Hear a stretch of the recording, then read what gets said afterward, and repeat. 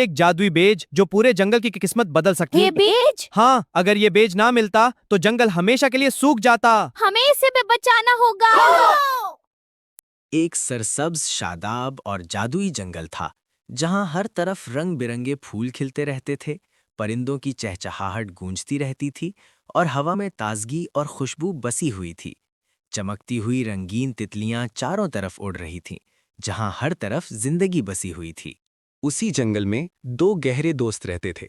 एक था शरारती और फुर्तीला मीनू और दूसरी थी समझदार और नर्म दिल पिंकी।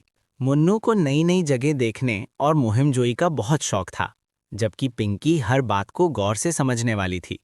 दोनों अक्सर जंगल में घूमते फिरते, कभी तितलियों के पीछे दौड़ते तो कभी दरख्तों पर बैठकर कहानियां सुनते। ऐसे लग रहा था जैसे ये जंगल हमेशा खुशियों से भरा रहेगा और यहाँ कभी कोई परेशानी नहीं आएगी।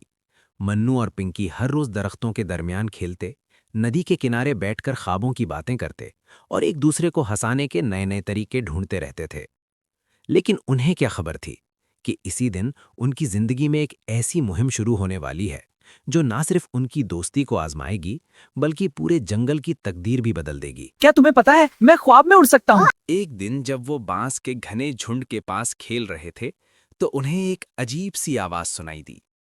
वो आवाज किसी ऐसे परिंदे की थी जो बहुत बूढ़ा और गहरी सोच में डूबा हुआ लग रहा था।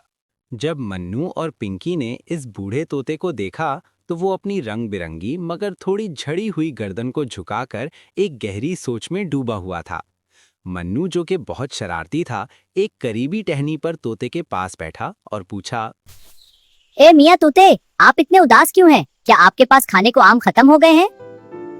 बूढ़े तोते ने अपनी धीमी आवाज में जवाब दिया, नहीं नन्हे मियाँ, बात आमों की नहीं है। मैं इस पुराने बांस के दरख्त में छुपे एक खुफिया नक्शे के बारे में सोच रहा हूँ जो यहाँ बरसों से महफूज है। लेकिन उसे ढूंढने के लिए फिरती और बहादुरी चाहिए जो अब मुझ में नहीं रही। नक्शा? क्या ये हमें किसी खजाने तक ले जाएगा? वो खजाना सोना चांदी नहीं बल्कि जादुई फल का बीज है। जादुई फल? जिसे अगर इस जंगल के बीचों बीच लगा दिया जाए तो पूरा जंगल हमेशा हरा भरा रहेगा और कभी कहत नहीं आएगा। मन्नू और पिंकी ने एक दूसरे की तरफ देखा। उन्होंने फैसला कर लिया था कि वो इस जादुई बीज को ढूंढ कर ही दम लेंगे। मैनू, पिंकी, हम इस जादुई बीज को ढूंढेंगे। हाँ, हम ढूंढ कर ही दम लेंगे। जी, हम तैयार हैं। मानो ये वही जादुई बीज है। हाँ पिंकी, हम ढूंढ कर ही दाम लेंगे। बिल्कुल, चलो।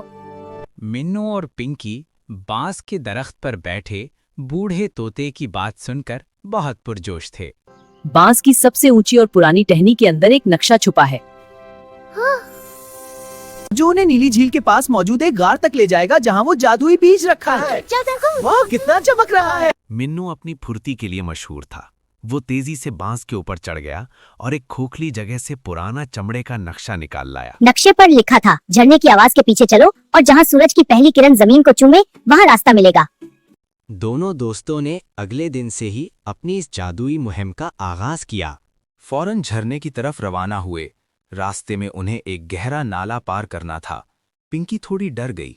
मीनू ने पिंकी से कहा, तुम डरो नहीं, मैं अभी इस नाले पर बांस की लकड़ी से पुल बनाता हूँ। दोनों ने इस पुल से नाला पार किया। चलो इस पर चलते हैं। हाँ, मेरे पीछे आओ। हमने नाला पार कर लिया। चलते चलते वो झरने के पास पहुँचे जहाँ पानी मोतियों की तरह चमक रहा था। नक्शे के मुताबिक वहाँ एक बड़ी चट्टान थी जिस पर शेर का निशान बना था। हम शेर के निशान तक पहुँच रहे हैं। चलो इस निशान को दबाते हैं। हाँ, दबाओ। वाह, देखो एक गार। चलो अंदर झांकते हैं। हमने कर दिखाया। चलो अंदर जाते हैं। जी हाँ, मुझे डर नहीं लगता। अरे देखो ये चमकता पत्थर। अब रास्ता साफ नजर आ रहा है। वहाँ क्या है? चलो। गार के आखिरी कोने में एक सुनहरी संदूक रखा था। मीनू ने जैसे ही संदूक खोला, उसमें से एक चमकता हुआ सब्ज बीज निकला। अचानक गार में बूढ़े तोते की आवाज गूंजी, शाबाश बच्चों, तुमने अपनी हिम्मत और दोस्ती से इसे पा लिया। अब इसे जंगल के ऐन दरमियान में लगा दो। मन्नू और पिंकी भागते हुए जंगल के मरकज में आए और मिट्टी खोदकर बीज बो दिया। देखते ही देखते वहां से एक ऐसा दरख्त निकला जिसके पत्ते चांदी जैसे और फल शहद से मीठे थे। इस दरख्त की खुशबू पूरे जंगल में फैल गई और सूखे हुए पौधे दोबारा हरे भरे हो गए। जंगल के तमाम जानवरों ने मिलकर खुशी मनाई और मन्नू और पिंकी का शुक्रिया अदा किया। दोनों को समझ आ गई कि असल खजाना सोना चांदी नहीं बल्कि अपने माहौल की हिफाजत करना और मिलजुल कर रहना है। अब मीनू और पिंकी हर रोज उसी बांस के दरख्त पर बैठते हैं और नए आने वाले परिंदों और जानवरों को अपनी बहादुरी के किस्से सुनाते हैं। तो दोस्तों, कैसी लगी आज की कहानी? कमेंट्स करके जरूर बताइएगा। मिलते हैं अगली मजेदार और सबक कहानी में।